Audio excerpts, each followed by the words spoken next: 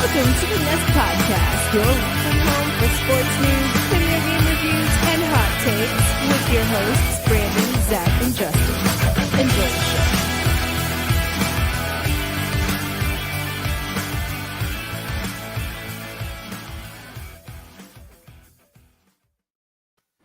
What is up? Welcome to the Nest Podcast. I'm Zach. Brandon is on vacation this week, so I brought in our good pal, Adam. Adam, what's up, guy? Hey, man. Thanks for having me on. Yeah, absolutely. So, like I said, it's me and Adam today. We're going to have Brad on later for the baseball fans. But, man, we have a lot to cover today, so let's get right into it. Let's do it. First off, I want to talk a little hockey, which we normally don't do. But the Lightning won the Stanley Cup, and I don't know if you're a big hockey fan, but they beat the Dallas Stars, which is the Texas team there. And I can't imagine that hockey is a big sport in Texas. Unfortunately, man, there's been a couple opportunities when I was in the military where I've been to some hockey games, and most recently when I was at UFC 229, I got to go to the Golden Knights hockey game. Nice. It's an awesome sport. I really enjoy it. Unfortunately, the only team I can really root for now is in Dallas, and you couldn't pay me to root for a Dallas team. I did pay attention, though, here and there. Didn't really have, a dog in the fight, so I was just trying to enjoy the games as much as I could. Gotcha. Yeah. I've been an on and off Blackhawks fan. I had a roommate in boot camp who was from Chicago and a huge Blackhawks fan, and he would watch the games, and I kind of tuned in and caught on, and it was really exciting. They've been kind of lackluster these past few years. But one thing that I found that was pretty interesting is a player named Pat Maroon on the Lightning. He has won back-to-back Stanley Cups, and he was on the St. Louis Blues team last year. Mm-hmm. He won with them and won this year. And he's a St. Louis local guy. So I thought that was pretty cool. Yeah, it's really good for you being a hometown guy. Right. It's got to be a pretty cool feeling to win the Stanley Cup 2 years in a row and to do it with totally different people. Yep. So, I feel like it's and I can't really speak to, experience with it because I haven't played hockey, but I imagine that's a sport where of course it's tough to win the championship for any sport, but I feel like to sit at the top of the throne with the Stanley Cup it's something different from football and baseball. And of course they're all difficult in their own ways, but I feel like with hockey, there's so many transactions that happen almost like soccer where it's hard to, be that same franchise year in and year out. Absolutely. Yeah. And they don't have as much revenue as football and all that stuff. They're a pretty low market league, and they have salary caps, and guys don't get paid a hell of a lot in that league, and they bust their ass. It's a brutal sport. It's like a blue collar kind of game. You don't hear a lot of drama when it comes out of the hockey arena. I mean, you hear about basketball players, football, even soccer all the time. You don't hear anything coming out of hockey. Absolutely. At least in the sports world. Yeah. You're totally right.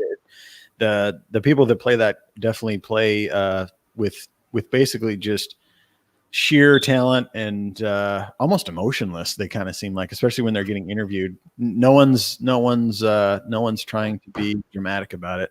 And plus, the Stanley Cup, in my opinion, is the coolest trophy in all of major league sports. Absolutely.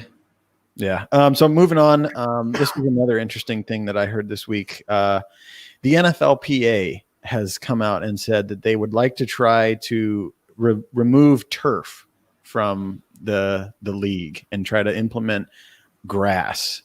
I think that's going to be pretty difficult, seeing as how a lot of places play in the dead of winter.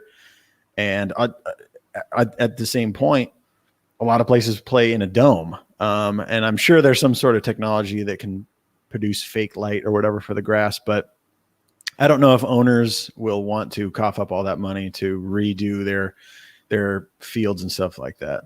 Now, is this just an overreaction to all the injuries we've been seeing the last 2 weeks? Yep.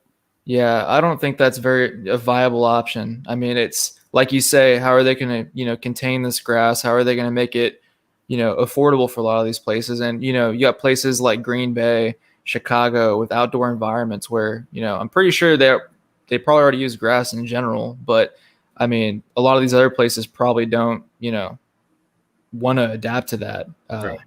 But the PA or the NFLPA has got to come out at some point and, have some kind of solution to recommend for what's been going on. Yep. You played high school. Did you ever play on turf? I did. Our home field was actually turf. Nice. Did you notice a huge difference between grass and turf?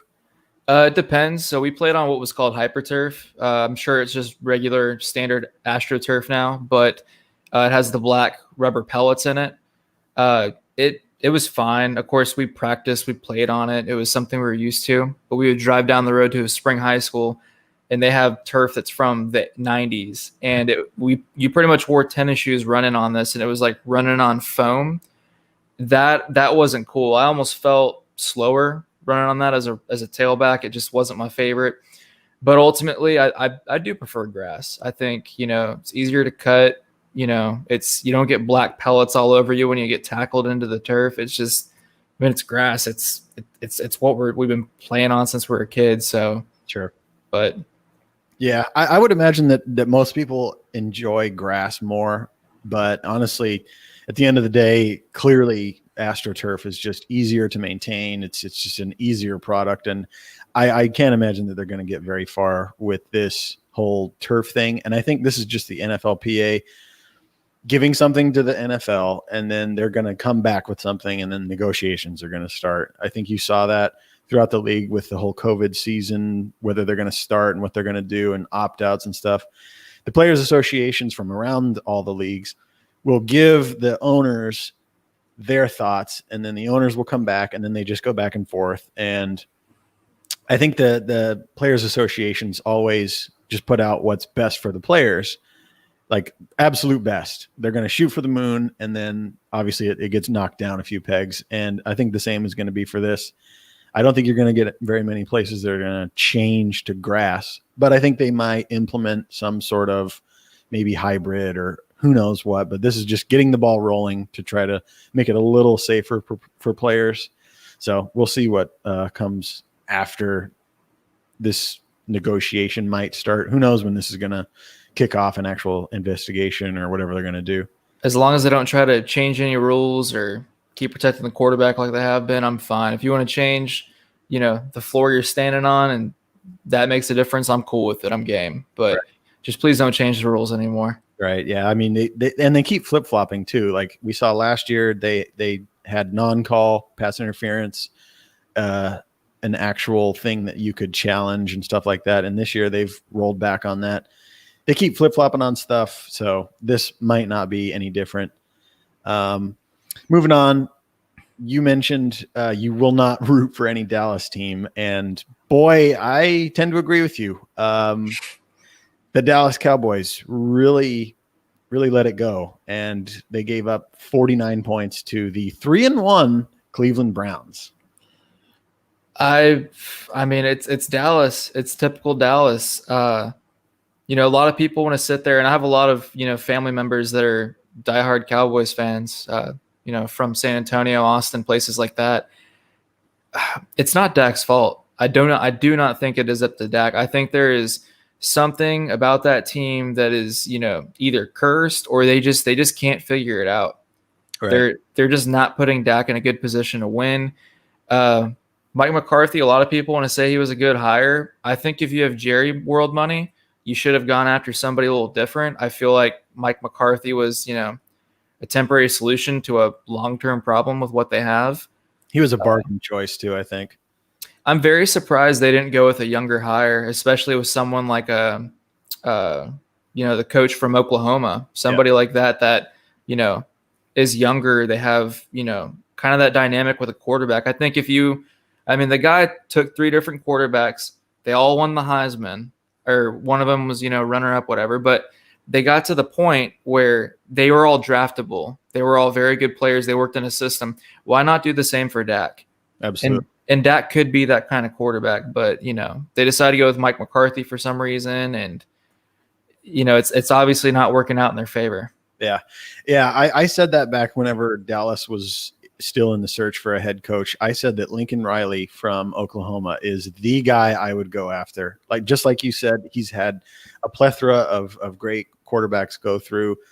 They're basically the top of the heap when it comes to Big 12. That might not necessarily translate to beating SEC teams, but there's nothing he can do about that. He's doing his job.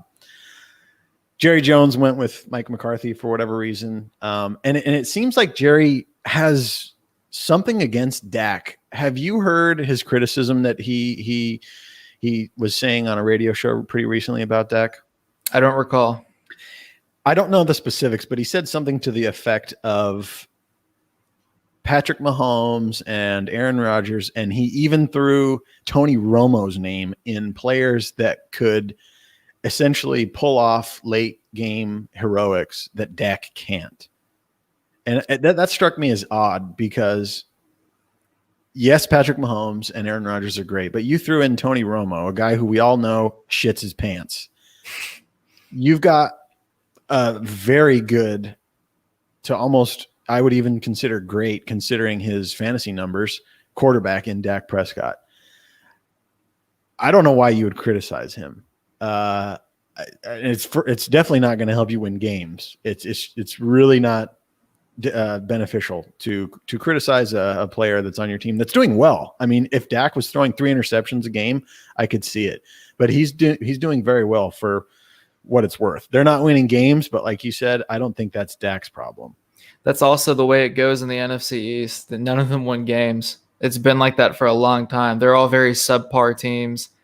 No, but I completely agree with you. I don't understand why he would throw Dak under the bus. I know a lot of their Cowboys fans that do the same, but I like Tony Romo. I thought he was a great quarterback, but there was a reason that he was known for what he was known for. He was not a clutch kind of player. He did a couple of clutch things here and there, but if you had to pick a team to go to the Super Bowl, are you picking Tony Romo? I hope not. Right. But, at the end of the day, I'm not a Cowboys fan. Neither are you. And it's something that we can kind of just, be thankful for at the end of the day. Yeah. They're one of those teams that if you're not a fan, you like to poke fun of because for whatever reason, like they just think they're the shit year in and year out. And their fans are just always, this is our year. It's kind of wild. And Jerry, if Dak is such a problem, how did the Browns hang 49 on your team? Right. Odell Beckham, had his, out of the works game against you guys in Jerry world. I mean, come on. Jarvis Landry completed a touchdown pass against your team. Exactly. And Dak wasn't on the field for it. Right. It's not Dak's fault, but yeah, I don't know. I think Jerry has big problems and I don't think it's a quarterback. I definitely think his offense is on point. O-line, maybe not, but I think he's set in a lot of places that aren't Dak Prescott. Moving on from the Dallas Cowboys, obviously one of the bigger news stories coming out of this weekend is Cam Newton tested positive for COVID-19 and is obviously out. And the Patriots had to delay their game, which I believe is playing right now as we're live. It took 5 weeks, technically, I guess, for the Patriots for the NFL rather to have a bit of an outbreak going. I think something happened last week too, but this is kind of a bigger one. You're referring to the Titans Steelers? Yeah. And this is interesting because Cam Newton is supposed to be, lighting the world on fire this year. He's with obviously a winning team in the Patriots. And a lot of people are high up on him, and now this kind of throws a wrench in those gears. What happens in the NFL when a player goes down for COVID and they have to, delay their game? It's interesting because the MLB didn't just play the next day; they had to wait a long time to play again. And I don't know what the NFL is doing testing wise, but I'm assuming they're testing, and if the people that they want to play test negative, then they can just play their game. From what I've heard, the Patriots are taking this very seriously as they need to for PR and just for the general safety of the rest of the players. They took 2 different flights, both owned by Robert Kraft, to Kansas City. They took 2 different buses to the hotels. Basically it was the rest of the team that wasn't in contact directly with Cam, and then about 20 players and staff on the separate plane and bus that were in contact with Cam Newton. Oh, wow. To address your question about, what do you do if a player like this goes down with coronavirus? unfortunately, this is the world we play in right now. They said on, I can't remember which show it was the other day, but a good argument is, well, of course it's not fair if your best player goes down with COVID, but then again, it's a level playing field every year. Like, you don't expect your player to blow his knee out. You don't expect something to happen. I mean, accidents happen all the time. And right now we're just living in the world of COVID-19. These kind of things are going to happen for as long as this is a thing, which, who knows how long this is going to be affecting us, but we're, about to hit flu season. That's going to be making it a lot worse. So we're going to have a lot of, finicky kind of tests, in my opinion, when it comes to if it's COVID-19 or not, because a lot of the symptoms are the same. One is just a little worse than the other, but you got to take the safety precautions whenever they come up, and It is what it is. Yeah. I think you're right. I think COVID-19 is just another thing to add to the list of things that could happen to an athlete. Injuries have been around for as long as the game has been played. No one ever wants or expects or is ready for a star player to go down with an injury, and it happens time and time again. So I think COVID positive is just another one of those things that a team has to deal with. You have to be in that next man up mentality. Obviously, no one really has a replacement for their star player, but you do the best you can and you move on. And if you have to take a couple losses, I think that's just what it's going to be. How much money do you think the owners are losing right now and the franchises for not having, full capacity games with fans and selling merch? Ungodly amount of money. At what point, is it worth them or worth it for them to be, playing the season like this? Like, I could imagine, having your players out there, potential injuries and all the other stuff to, have production value for the game. But, you're not getting any direct t-shirt sales, hot dogs, beer, jerseys, ticket sales.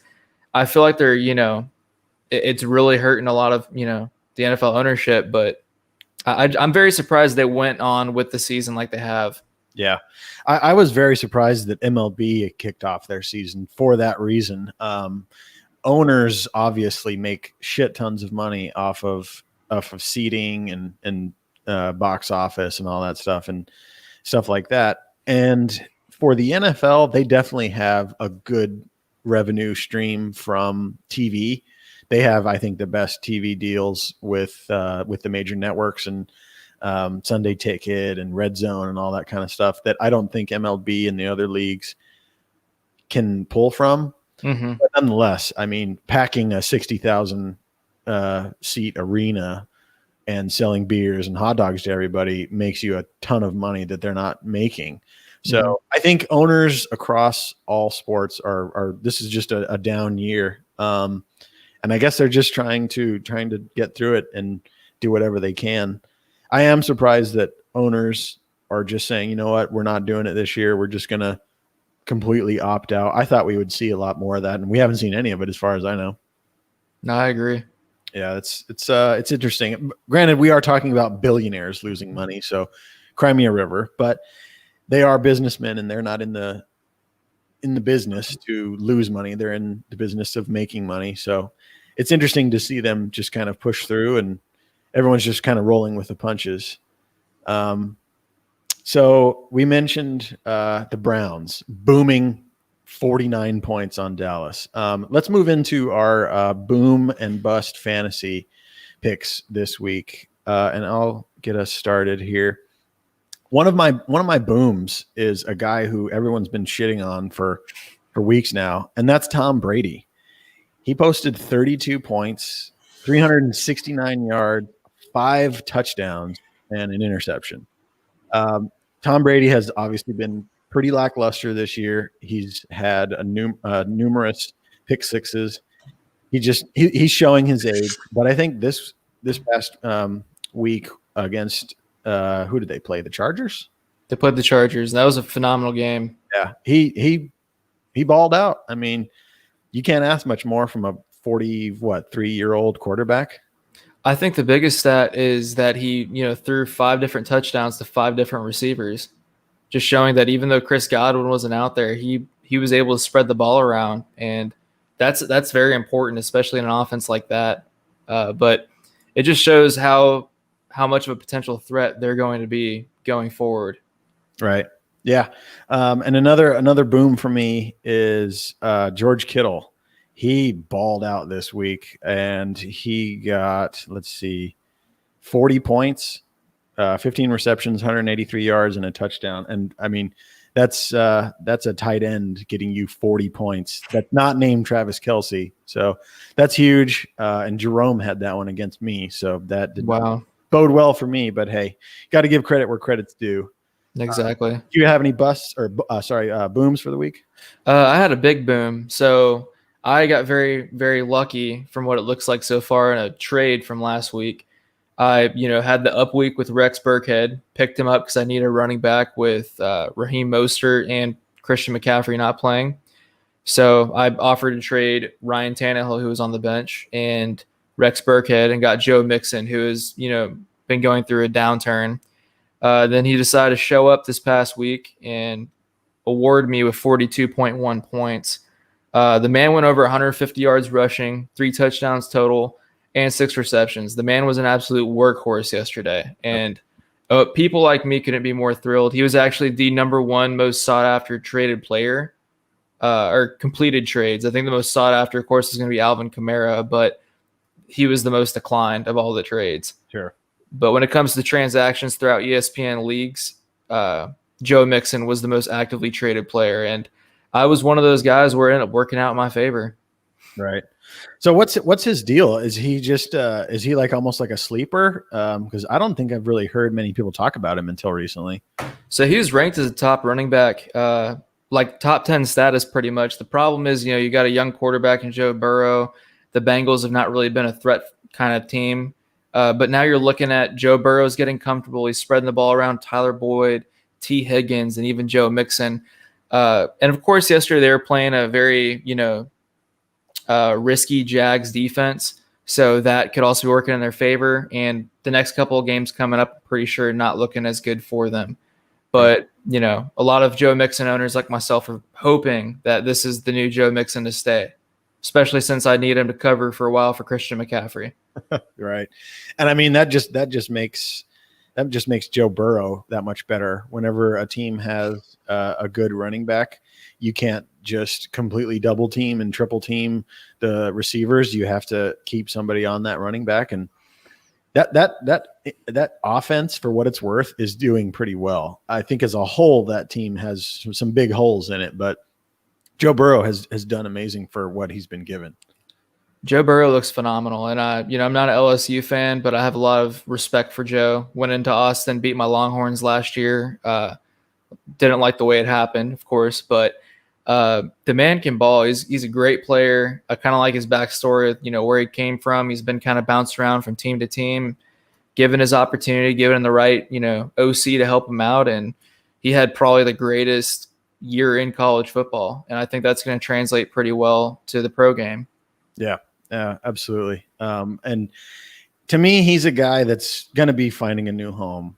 I think he's going to be not happy with Cincinnati. For decades, they've been a terrible team. Andy Dalton couldn't make it work there. Just nobody seems to be able to find a good footing in Cincinnati. And Cincinnati, to me, is one of those teams that just, for whatever reason, I don't know if the owner is cheap or whatever, but they never seem to be able to compete. They're just a shit team year after year. So I think someone's going to give Joe Burrow a good contract, and he's going to take it and find a team that he can actually win with. But for his first few years, he's going to make a name for himself there in Cincinnati. What team would you like to see him go to? I don't know. I think maybe if the Saints can convince Drew Brees to finally retire, maybe he's their answer. Granted, they already have some options that they're probably going to go with, but I would love to see him go to a team that can actually win.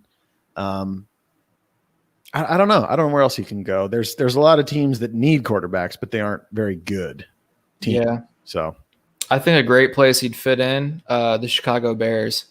Yeah, that's a good point. They're looking like they need a quarterback, and Nick Foles isn't going to be able to salvage the season that they're having. Yeah. But Nick Foles seems like one of those guys that, obviously it happened in Jacksonville. For whatever reason, he can come off the bench and ball out. But if he's the man, he can't do it. It's weird.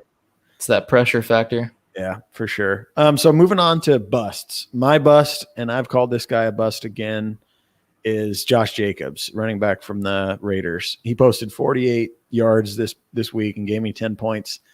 This is a dude who absolutely balled out week 1. And a lot of people were high up on him. I don't know what his deal is, but he's not doing super well. This was against the Buffalo Bills defense, which I don't know much about their defense, but they were able to hold him to 48 yards. So, yeah, that's not Jacobs, man. He's been having a good year too, so that kind of came out of nowhere. I'd have to say, and he didn't have the worst day. Well, he did have a pretty bad day for what should have happened, but mine's Hunter Henry. That's my starting, tight end 1, and he should have gotten the ball more. Of course, he didn't. But now we're seeing a Justin Herbert that can sling the pigskin around. He's spreading it around very well. So a lot of different names that I wasn't even familiar with being on the Chargers roster. I really hope that he can dump it off to Henry a couple times. If not, I do have Dalton Schultz on my bench right now, which with how bad the Cowboys defense is, they're going to be playing behind a lot. So I hope they, keep throwing the ball to that tight end. But yeah, I think if anyone out there has a Dallas wide receiver, they're not a bad choice. Dak is throwing his ass off. Let me pull up his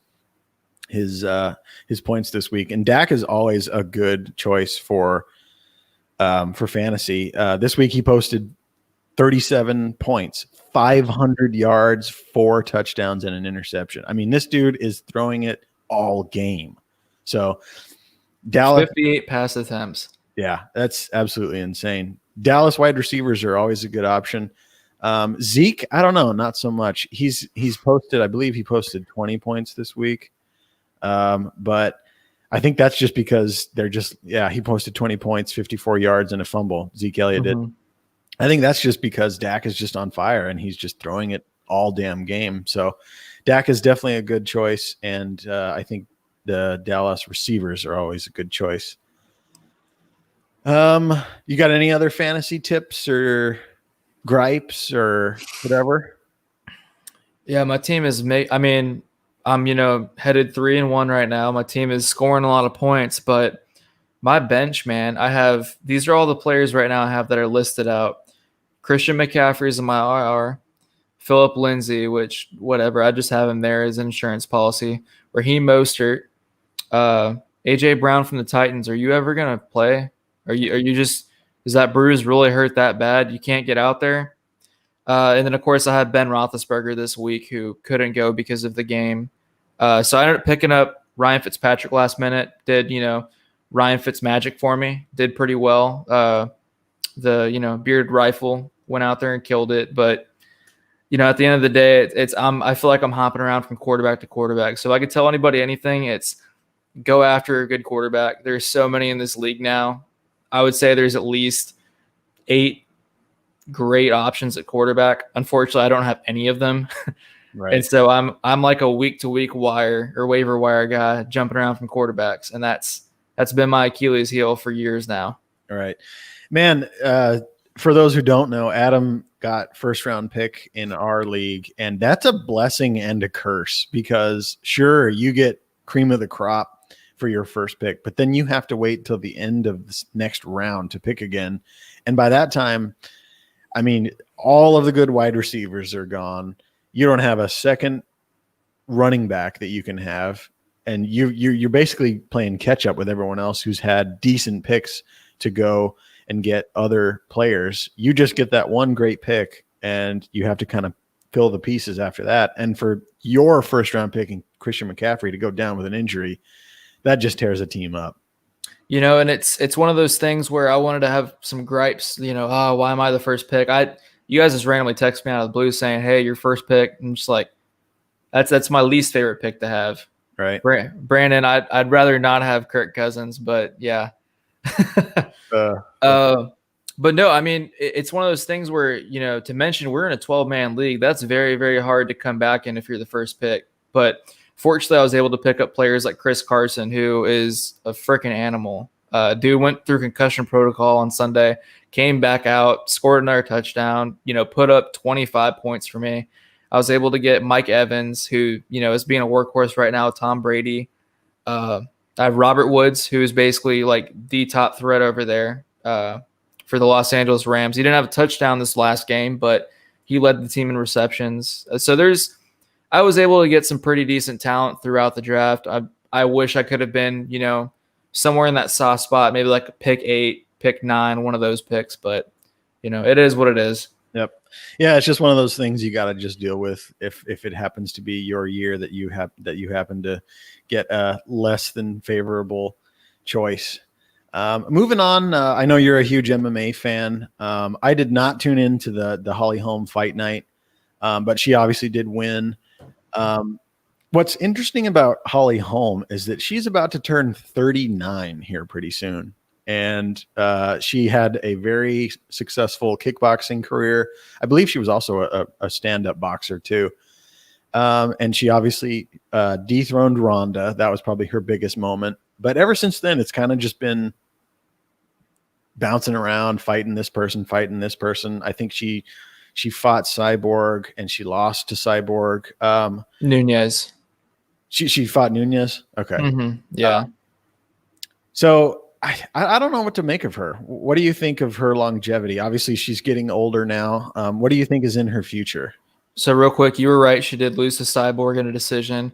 To be honest, man, I'm a huge Holly Holm fan. I have for a while. Honestly, I was one of those fans that hopped on the bandwagon when she beat Ronda Rousey. I didn't know a whole lot about her at the time.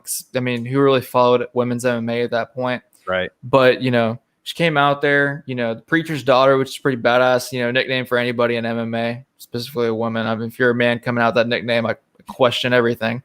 But she came out there and she's firing on all cylinders. And, at this time we were thinking Ronda's this fighter that, is unbeatable.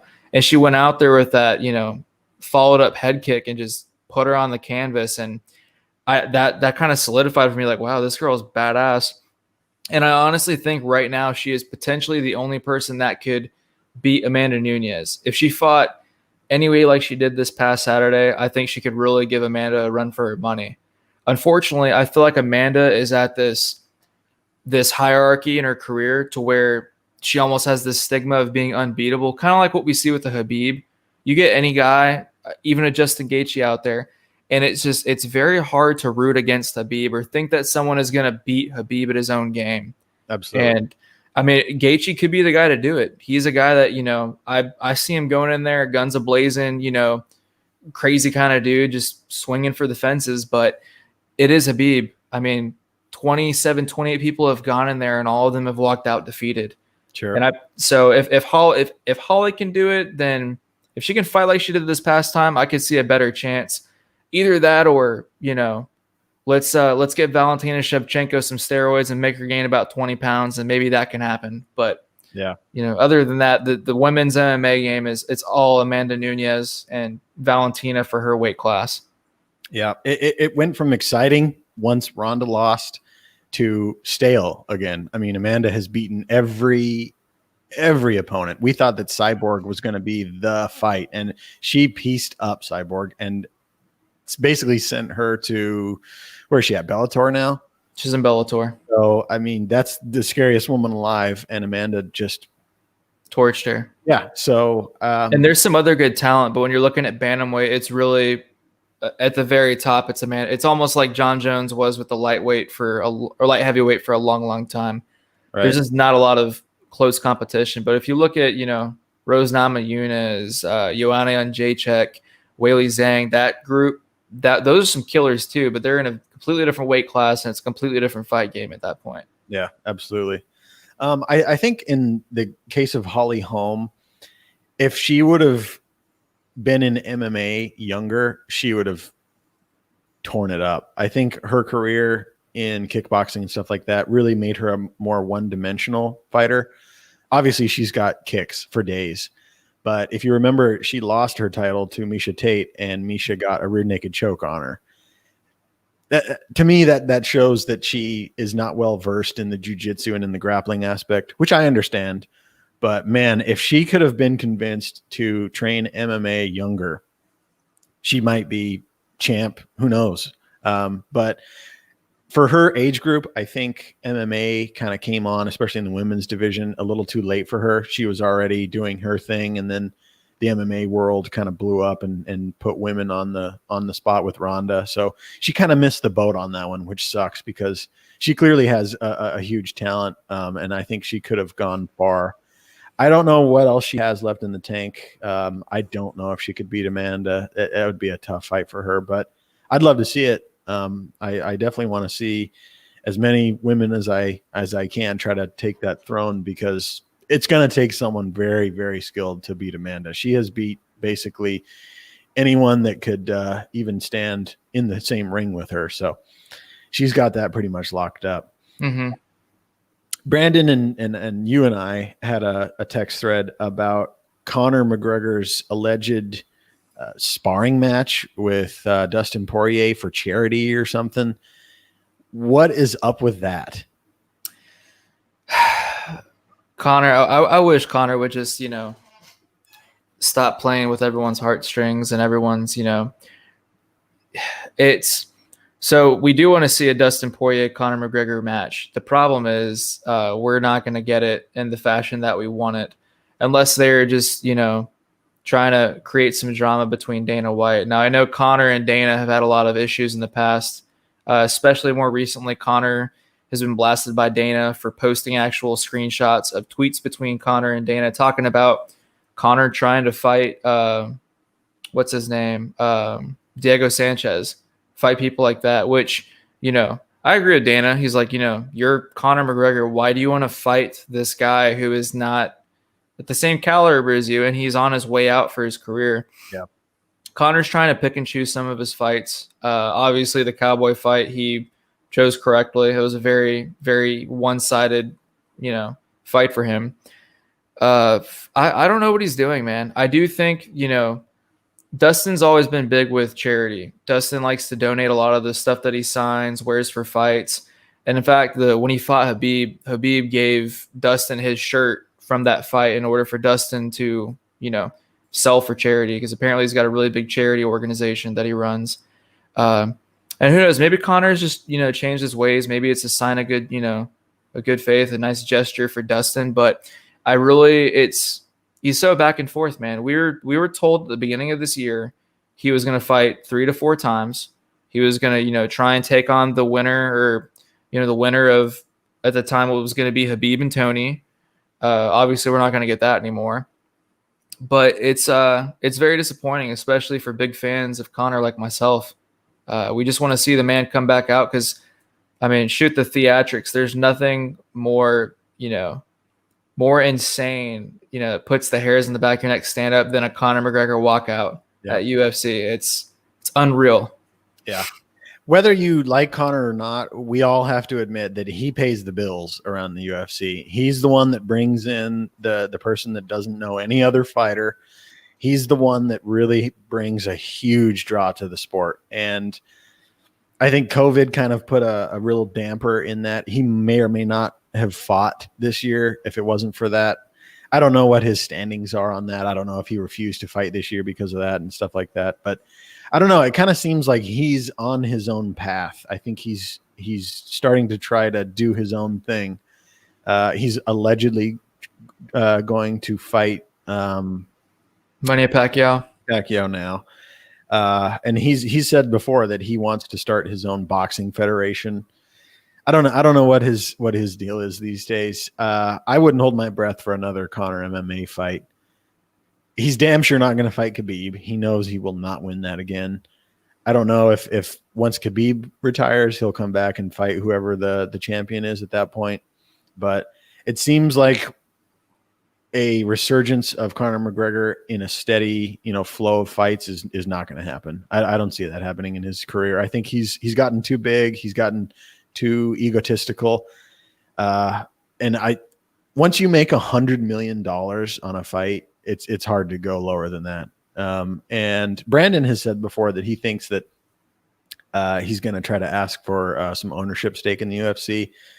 I don't know how that would work now because the UFC is owned by a conglomerate. It's not owned by the Fertitta brothers anymore, who could do whatever the hell they wanted. And I think I think you got to ask the House of Mouse. I mean, good luck with that. right. I think the better move for Conor now is to start his own whatever MMA organization, boxing. I don't know what, but I think he could really do that. He could be the next Don King. I mean, he's a huge personality who could really sell fights and promote the hell out of stuff. So I don't know what's in his fighting future, but I think from a business standpoint, him starting his own fight organization is a pretty smart move. Whatever the man touches, it pretty much turns to gold. I mean, proper 12 Irish whiskey is killing it in the whiskey sales compared to Jameson. You think of the August McGregor suit line. I'm pretty sure it's popular for rich people. I can't afford that right now. But I mean, he's got his own clothing line. He's very popular. I mean, think of all the different products that are sold with Conor McGregor, like whether his face is on it, the Irish flag. I mean, there's just so much that he represents and that people love about him that he's going to be making money till the day he dies. It's like an Irish, like Muhammad Ali, not as good as Muhammad Ali fighting wise, but just kind of that stigma that people like about him. Absolutely. Yeah.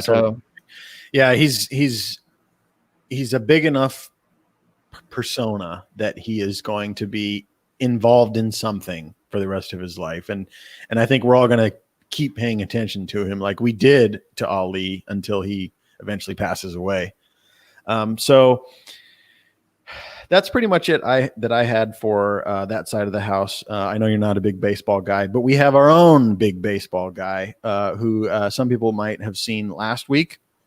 If you follow us on Twitter or Facebook, you might have seen some of his blogs. I'm going to bring in Brad Chandler, and we're going to talk a little baseball because we have a lot to talk about. It's October. Postseason is here, and let's get right into it and bring in Brad. What's going on, man? No, what's going on, bro? Nah, not much. We're here with Adam. Brad. Hey, what's going on, Adam? I like your shirt, Brad. Yeah, had to get it, man. I don't blame you. Yeah, that's a good one. So obviously the wild card series is wrapped up, and we move on to the divisional series. And I wouldn't say there's many upsets, but there has been some interesting things to play out. What was your thoughts on the whole wild card series? I think the only real upset was the Astros beating the Twins.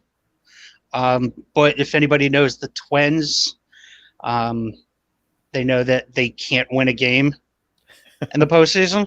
So I don't really know how much of an upset that was.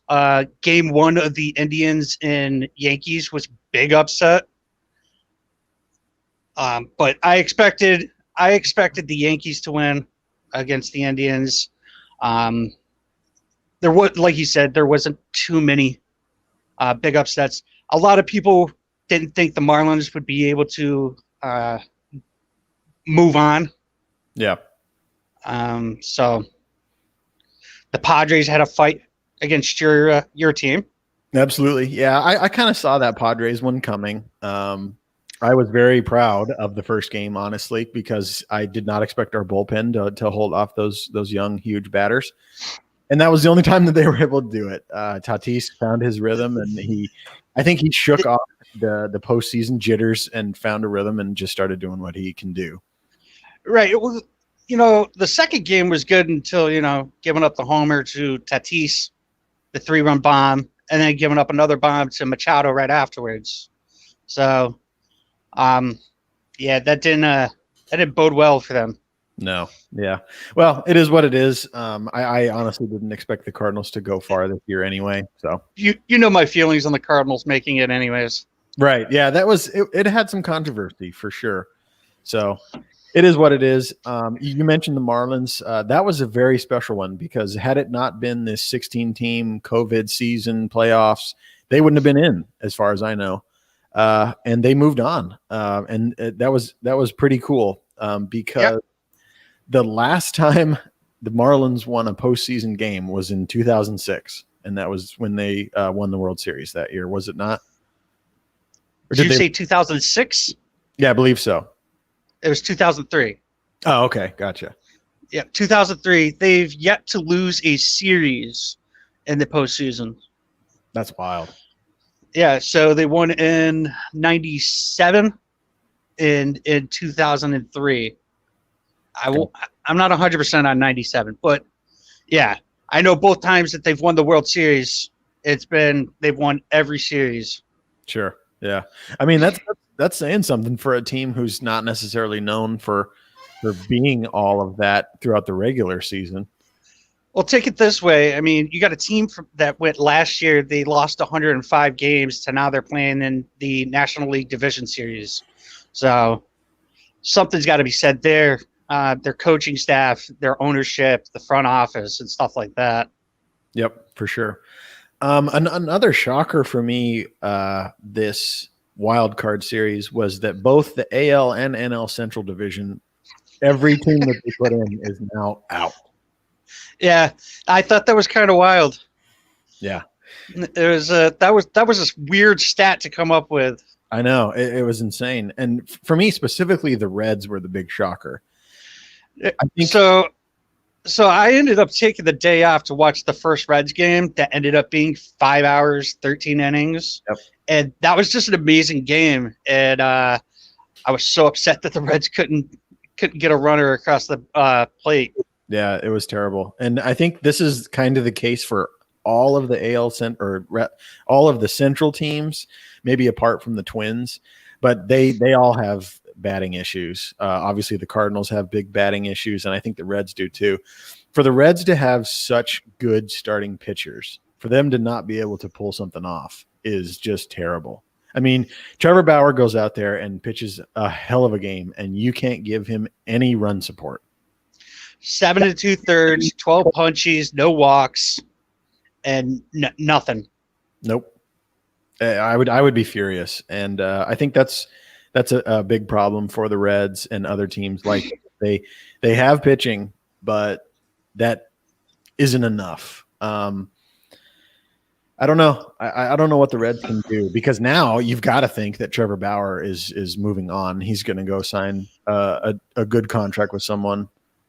Maybe your Boston Red Sox, who knows? But I think the Reds have missed the boat with the Trevor Bauer situation.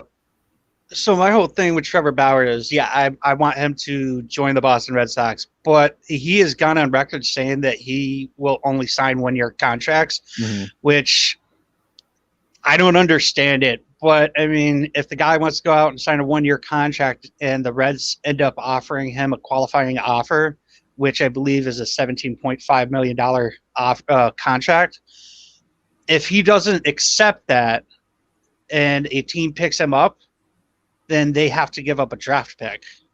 Gotcha. And I don't see a team giving up a draft pick for a guy that they're only going to get for 1 year. Right. Speaking of the qualifying offers, I believe you posted your opinion on that. And why don't you share that with the folks that are watching or listening? On the qualifying offer? Yeah. I remember making a post about that. But I do know the whole Trevor. I've been posting a lot about the Trevor Bauer thing, especially with the qualifying offer. I believe it's not a first round pick, and if it isn't a first round pick, and it's say a second round pick, maybe even a third round pick, then okay, maybe somebody goes out and gives him the contract he wants.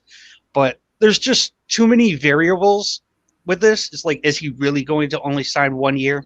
Sure. I mean, if somebody offers him like 5 years, $200 million, is he going to turn that down? I mean, he'd be an idiot too, but right. The only person who knows is Trevor. Yeah, sure. I thought I remember you posting that you weren't a fan of the stipulations around the qualifying offers this year. In all honesty, no, I'm not, because it does end up screwing like, say, just for instance, like Mookie Betts ended up becoming the free agent this year, and he got offered the qualifying offer. So now somebody has to wait until free agent, not free agency, the trade deadline. So now he has to wait until the trade deadline to be picked up, so that somebody doesn't have to give up a pick.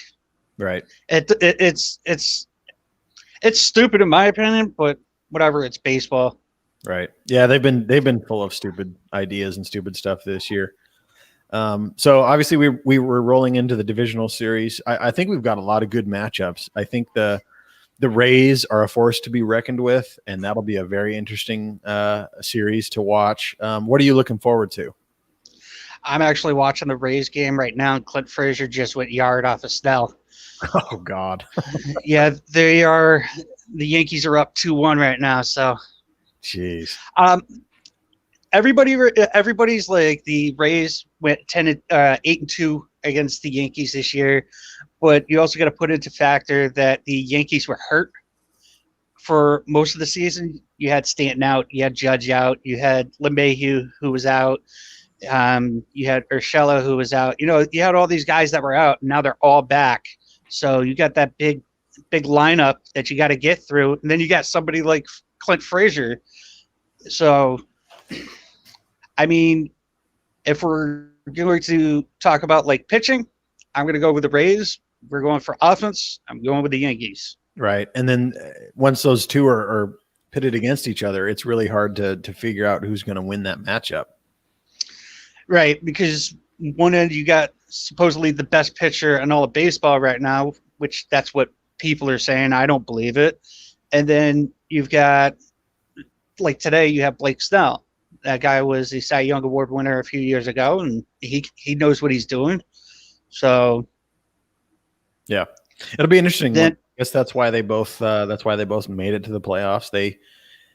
I think both teams deserve to be there. And whoever comes out on top is going to be a force to be reckoned with for sure. I don't necessarily like the Yankees' chances, but then again, they could just absolutely tear up the bullpen. Maybe the starters can hold them off, but then they get at the bullpen. Who knows? And we mentioned the Astros right when you hopped on. Adam here is from Houston, but he's not necessarily an Astros fan. What about them moving on? That was pretty surprising to me. So I don't hate the Astros. Like, I make a lot of posts on Twitter about how they cheated in 2017 and whatnot. What I do hate is Carlos Correa.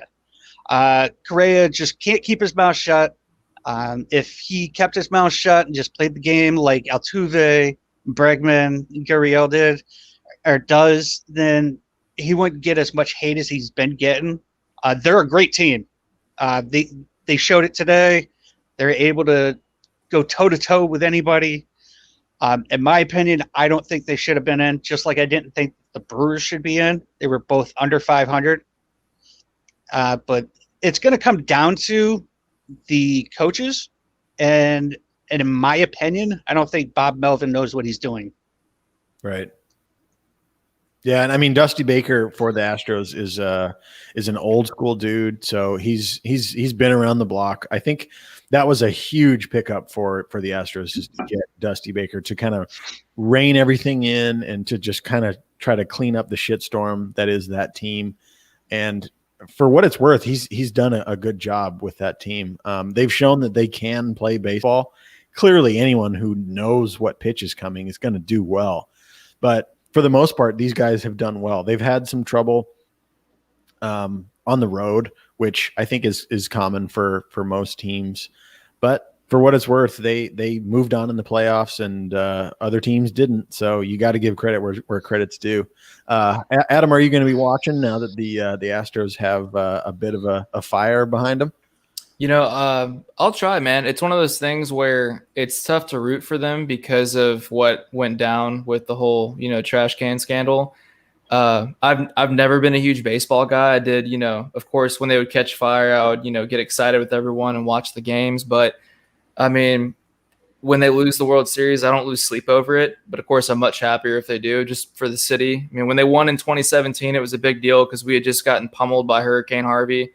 So that was different. And of course, finding out about everything that happened afterwards was a little upsetting. But I see your point about Carlos Correa, and I'm definitely not someone that, goes up to bat for the Astros and argues in their defense. I mean, they got caught red-handed. What they did was completely wrong. And, I'm honestly surprised.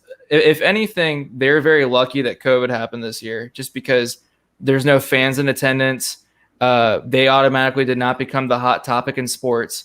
I mean, I was one of those guys that I don't watch baseball, but when this first unfolded, you could ask Zach and Brandon, I was going down rabbit hole after rabbit hole with John Boy videos and all these different videos where I'm like, oh my gosh, this is going to be the greatest ESPN 30 for 30 ever. And I became very, very well informed about baseball a little bit those couple of months. But, ever since then with the way COVID has been, I haven't been able to follow baseball as much. Right. Totally understandable. There's a lot of people who aren't like really big into baseball that just haven't been watching. There's also people that are supposed fans of like 60 years that are just like, nope, I'm not watching. Yeah, and I don't blame them. I mean, that's very hard to deal with. It's one of those things though where like, I'm not a diehard fan. I mean, I do have Astros shirts and a hat, but I wear them to the gym. I mean, I'm not, if someone ever came up to, I've had a couple of times where people come up to me in a bar or a restaurant like, hey, do you see Bregman? And I'm like, yeah, like great, man. Like, good. Yeah, like I guess, but right. Yeah, I get it. It happens. I actually got something like that today. I ended up losing a bet to my brother, who's a Yankee fan, and I told him that I would buy a Luke Voigt jersey if he ended up hitting 20 homers this year, and I told him I would wear it out in public. I went to the doctors today, and some old man came up to me. He was like, "Oh, you're a Yankees fan, huh?" And I'm like, "Nope, just lost a bet." That's great. That's awesome. Yeah, I mean, obviously, baseball fans love the month of October. This is a super exciting month. But not to kind of change gears, but we have to talk about the sad news that came through the baseball world, and that's the passing of Bob Gibson. Bob Gibson is a well-known, literally changer of the game Cardinals pitcher. And Brad, I'm sure you know all about him, but basically, what was it, the 68 season? 68, they changed the height of the mound because he posted like a 1.62 ERA, and they wanted to make it a better advantage for the batters. Right. He was so good at his job that they had to change the game to make it better for people that had to face him. That still didn't do any good. That's absolutely legendary.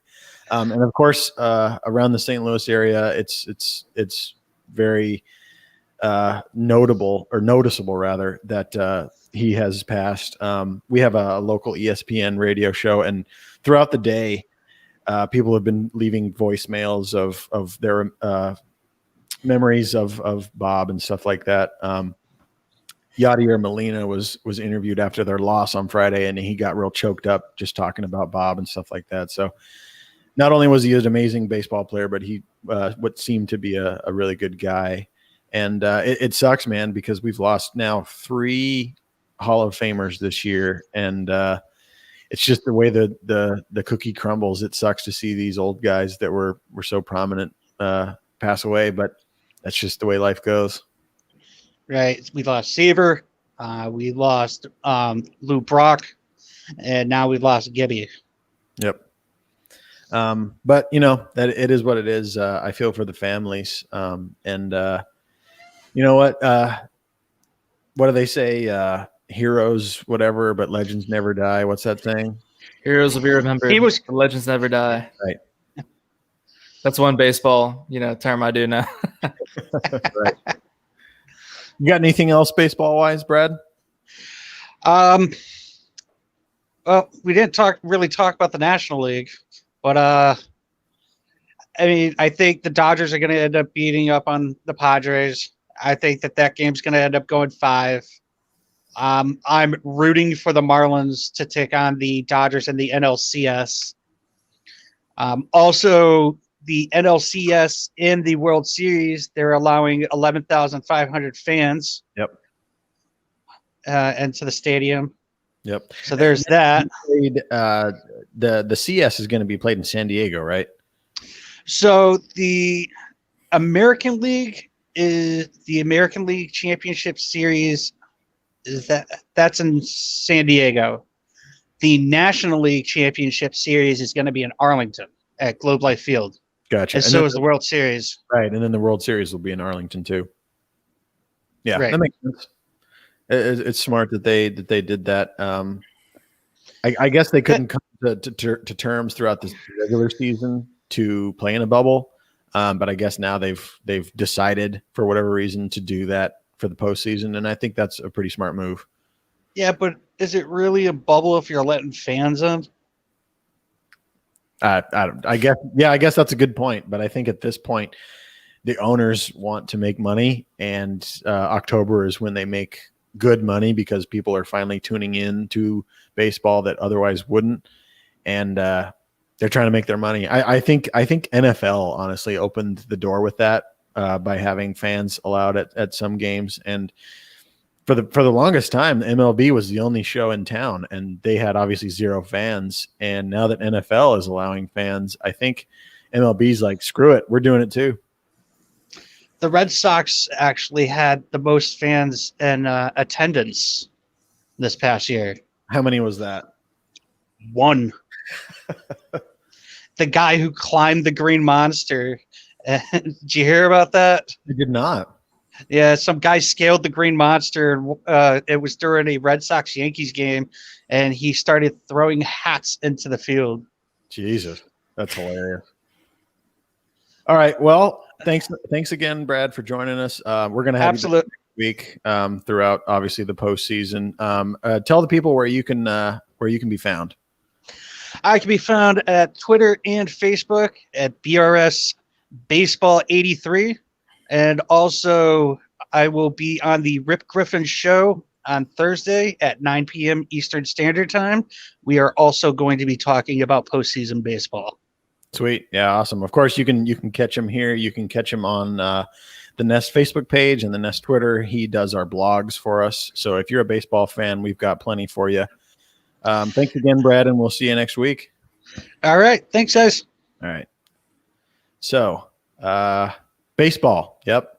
I'm sure you really enjoyed that. Baseball. But I mean, honestly, this time of year is a great time to tune in. This is when it gets interesting. It's not just some meaningless game. These are enjoyable games. The Astros are obviously moving on. And if you get a chance to catch a San Diego Padres game, Fernando Tatis is electric, and he is honestly the most exciting player in the league right now. He's 21 years old. He's lighting the world on fire. He's super exciting. So I think it's a good time for baseball for what it's worth, for everything that happened this season, for a 60-game season. October is shaping out to be really well done and really fun to watch. I do need to give it another shot. I know it's a big turnoff for me has always been because I don't follow it as much. There's a lot of analytics to it, and it's a very statistical based game with a lot of people. And so there's a lot of different things that are valued in certain ways that I never understood. And so it just kind of turned me off with it, but I do need to give it more of a shot. No, yeah, I totally understand, especially you're from Texas and football is king there. So I totally get it. Mm-hmm. But you got anything else for the people? Yeah, real quick. Two things before I get off.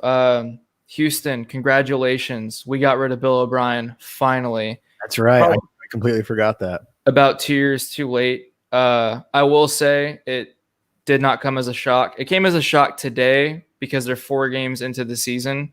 I don't think they planned it very well. And as we were both saying before the show, why did they allow him to trade away possibly the greatest receiver in the NFL to get back practically nothing in return? And then you're going to fire him 4 games into the year. Like if you would have asked Bill O'Brien before the Chiefs game, or actually after the Chiefs game, hey, you're never going to win another game as a Texan coach ever again. Like you'd probably be like, you're crazy. Like I'm in a good spot. We just lost the Super Bowl champion, whatever. But if you just think about all the different things he's traded away, the Laramie Tunsil trade for him and Kenny Stills, and they got rid of all those draft picks in the first and second round, and it's not panning out to be anything. And at this point, Romeo Crennel is going to take over. What's going to happen if they succeed? Do you keep him there as past the interim head coach? Who are you going to pick up? You got someone like Watson. You got a bunch of different talent everywhere, but they're they're not that great of a team. They've got a lot of rebuilding to do. And last thing, Texas Longhorns. I wish you would follow suit with the Texans and get rid of Tom Herman. We are one of the richest college programs in America with a pro caliber quarterback, and we're losing to TCU. What the hell? How do we lose to TCU again? I have no more words for that. Yeah, but rough. It's rough to be a football fan in Texas right now. The college teams are not doing well. The pro teams obviously clearly aren't doing well. And I think you're right about the Texans. I think they're in complete rebuild mode. They basically have Deshaun Watson, and that's it.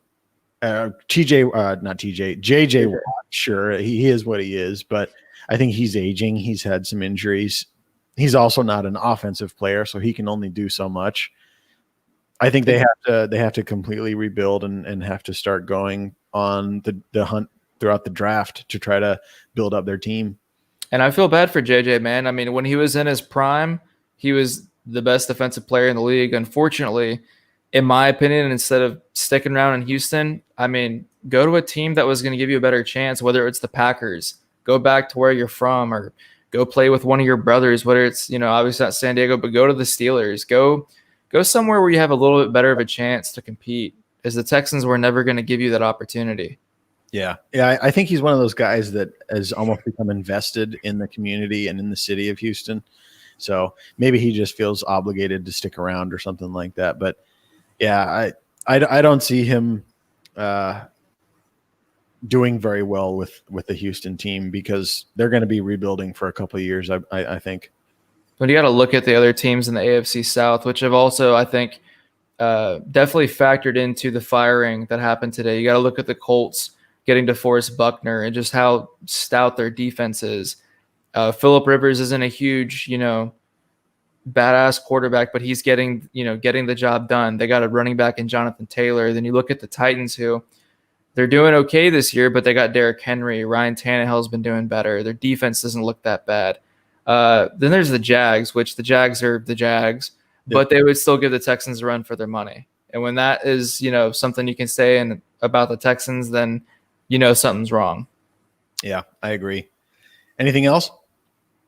Nope, that's pretty much it. Cool. I know you don't have very much social media, so if you have something you want to shout out, you're more than welcome to. I have a Snapchat. I deleted Facebook, Instagram. I do have a Twitter account. I don't even know my name right now, though. I just honestly have it as like a burner account where I can follow people. It's pretty much it. Nice. Honestly, that's not a bad way to go. Other than memes, social media is pretty toxic. Yeah, it's I don't like arguing with people online about things that are outside of our control. Gotcha. But, well, yeah. Thanks for joining me. And obviously, as always, you're a great guest to have on.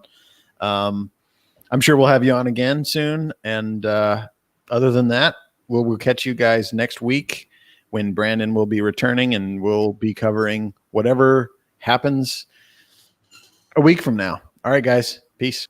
I'll say this.